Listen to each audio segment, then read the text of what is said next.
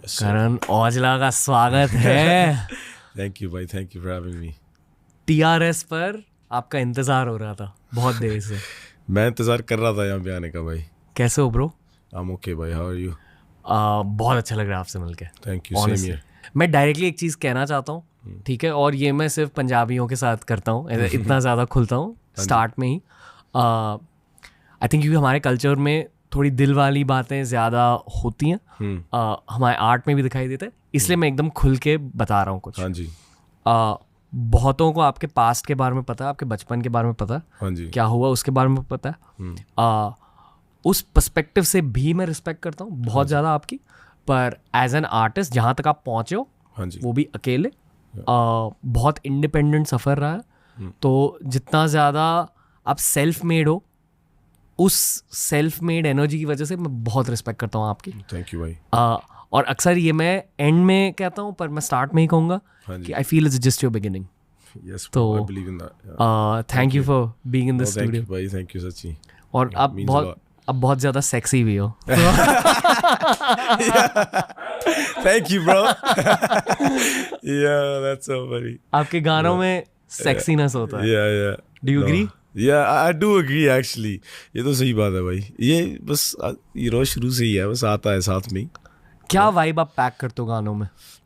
भाई बस नेचुरल रखने की ट्राई करता हूँ जो मैं हूँ ना ज़्यादा। लाइक मैंने पहले भी एक तो गानों में भी कहा था कि मैंने ट्राई की थी ना थोड़े टाइम पहले कि कुछ यार, कई लोग पढ़ के भी लिखते हैं ना यार, कुछ पढ़ने की आदत डाल लूँ यार, क्या मुझे ये करना चाहिए या नहीं।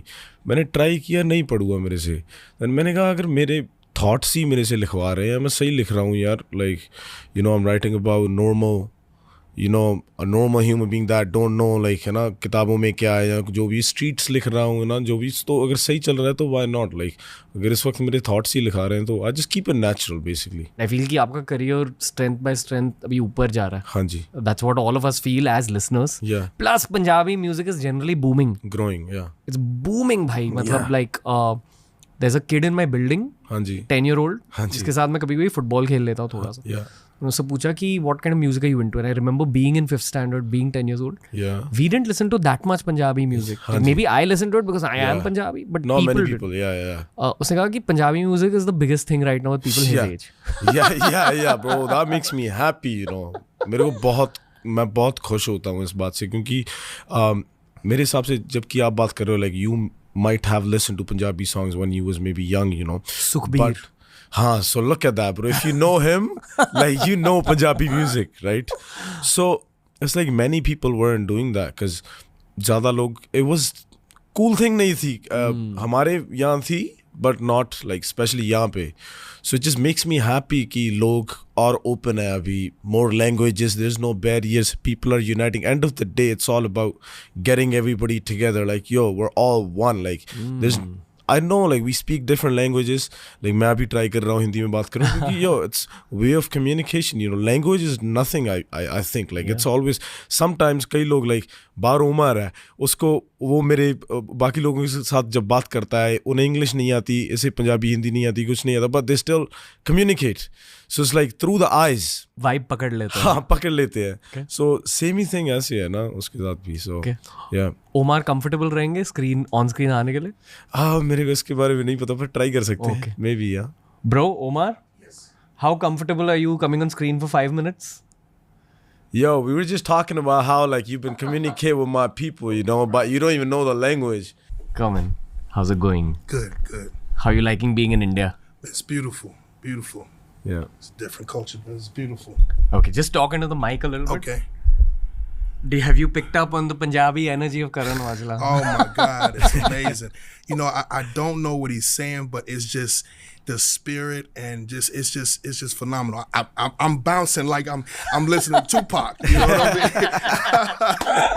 It's amazing though. Yes. What have you picked up about Punjabi culture?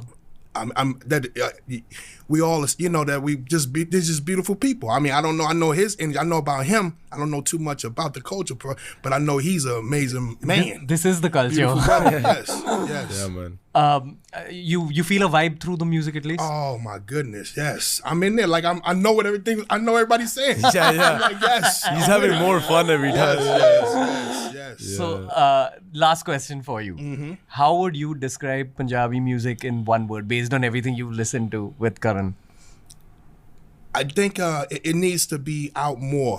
You know what I mean? Because it's just I feel a spirit, and I don't even know what's going on, but I know it needs to touch more of my people. You know what I mean? Yeah. That makes sense. 100%, brother. We're gonna make Thank that you, happen. bro. My G. Yes. My brother. That's cool. This is what it That's is, bro. Omar, ladies and gentlemen. It's all about the vibes. Yeah, man. But And I think it's a key part of any art form, but especially जब हम music की बात कर रहे हैं, जो energy आप pack इन कर देते हो, Yes, वही man. आपकी लेगेसी बन जाती है. हाँ भाई, बिल्कुल.